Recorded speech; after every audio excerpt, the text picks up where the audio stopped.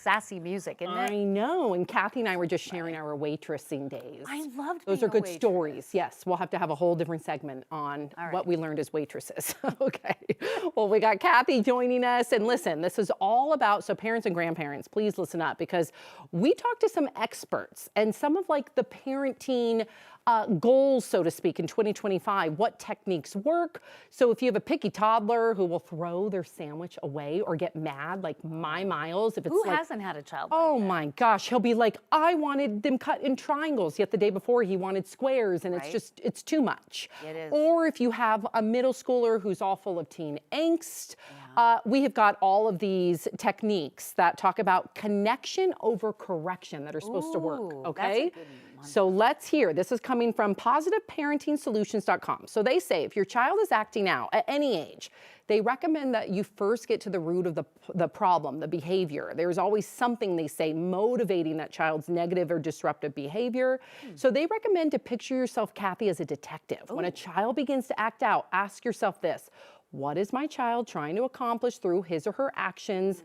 And if he had the verbal skills and emotional awareness, what would he or she be trying to tell me? And they say once you can identify that root cause, it makes you a much more proactive parent and you can help prevent those outbursts. Interesting. I know. It kind of makes sense. It makes total sense. Yes. It's like they're trying to communicate something and they don't know how. I feel like that goes through middle schoolers, for older kids, even kids in their 20s and 30s. Yes. They sometimes are feeling all these things and don't know how. Yep. Yep. Okay. I love that. So they also say be consistent. For example, how is your morning routine? If your children are expected to make their beds, brush their teeth, get dressed before eating their breakfast, then you gotta maintain this routine every day. Consistency, they say, is key. You're shaking your head. Yeah, my 16-year-old makes his bed every single day, and apparently he complained initially, and now we looked into it, and he said, Mom, that's the sign of a successful person. I've heard that. Who makes their bed every day. Yes. But he looked it up, so now he's all about it. Good for you. Good job, Matt. Does he do it? Do you do it? Yeah. Good for you. Okay. Say, some days. Say no to rewards. Rewards sound positive, but the truth is they do more harm than good, and they could lead to a major dose of entitlement down the road. Okay, I'm bad at this. I'm terrible at I did this last night. I was like, Miles, if you eat your dinner, you can have ice cream. Well, and what about potty training? I potty trained all 3 of my kids with a jar of M&Ms on the little porta potty thing. And a sticker chart. Me too. Oh, yeah. Okay. All right. So I guess got to work on that one.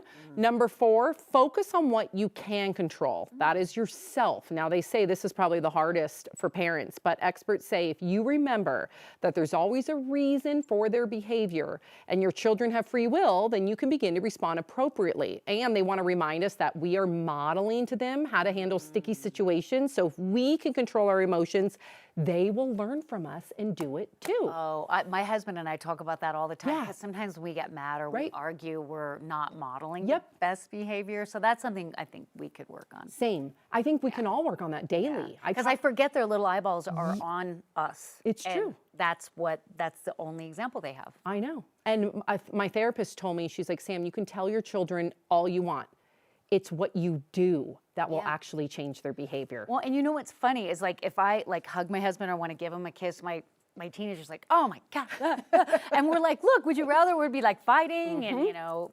Yep. And you're modeling affection to your children one day when they have partners and spouses. That's what I keep telling him. I'm like, Matt, we're good parents, darn it. Yeah, you are. You're gonna get me a little hug over here. Give her a hug. Discipline. They say don't punish. They say to instruct and mentor.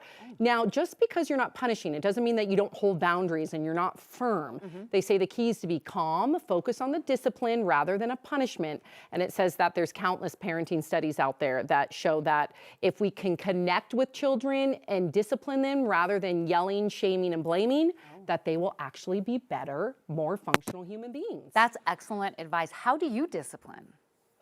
I got to hold tougher boundaries. I'm calm. I try and be regulated. I try and be that mentor. I do try to connect before I correct, but I need to hold stronger boundaries. I'm getting the rap. Well, and we're the mom. I know. And I love, this is kitchen table talk. I think evening dinner at the table, everybody together, no matter the age group, is so vital to communication with kids at any age. Agreed. I grew up with that, and I wouldn't change it for anything in the world. Me too.